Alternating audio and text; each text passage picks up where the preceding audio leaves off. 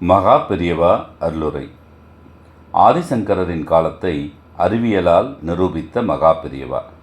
ஆதிசங்கரரின் காலம் குறித்து பல்வேறு கருத்துக்கள் நிலவிய காலம் அது. உலகம் முழுவதிலுமிருந்து விஞ்ஞானிகள், மருத்துவர்கள், ஆராய்ச்சியாளர்கள், கல்வியாளர்கள் என பலர் காஞ்சி மகா பெரியவாளை தரிசித்து அவருடன் கலந்துரையாடுவது வழக்கம்.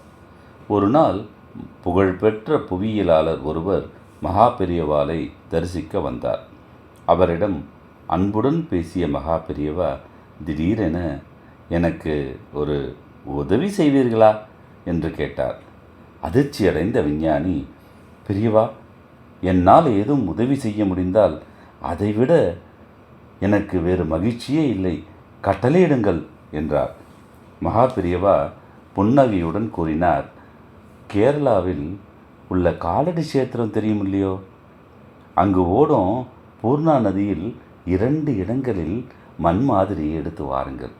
ஒன்று நதி காலடிக்குள் நுழைவதற்கு முன், மற்றொன்று ஆதிசங்கரின் இல்லம் அருகே நதி வளைந்து செல்லும் இடத்தில். அந்த 2 மண் மாதிரிகளையும் நவீன கார்பன் டேட்டிங் முறையில் பரிசோதித்து அவற்றின் வயதை எனக்கு சொல்லுங்களேன். உத்தரவு பெரியவா என்று கூறி அந்த புவியியலாளர் உடனே ஆய்வை மேற்கொண்டார். சில நாட்களுக்கு பிறகு பரிசோதனை முடிவுகளுடன் மீண்டும் மகா பெரியவாளை சந்தித்தார். பெரியவா, காலடிக்கு முன் எடுக்கப்பட்ட மண்ணின் வயது சுமார் 1,00,000 ஆண்டுகள். ஆனால் ஆதிசங்கரின் இல்லம் அருகே எடுக்கப்பட்ட மண்ணின் வயது சுமார் 2,500 ஆண்டுகள் என்றார். இதை கேட்ட மகா பெரியவா புன்னகையுடன் அங்கிருந்தவர்களை நோக்கி, இதுவே நான் கூறி வந்த உண்மையை உறுதிப்படுத்துகிறது. ஆதிசங்கரர் கிமு 509 அவதரித்தார், கிமு 477 சித்தியடைந்தார் என்று அறிவித்தார். இதன் பின்னணி: ஆதிசங்கரின் தாயார் ஆரியாம்பாள் தினமும் தொலைவில் ஓடும் பூர்ணா நதிக்கு சென்று நீராடுவார். முதுமையால் ஒரு நாள் மயங்கி விழுந்ததை அறிந்த சங்கரர், இனி ஆற்றுக்கு செல்ல வேண்டாம் என்று கூறினார்.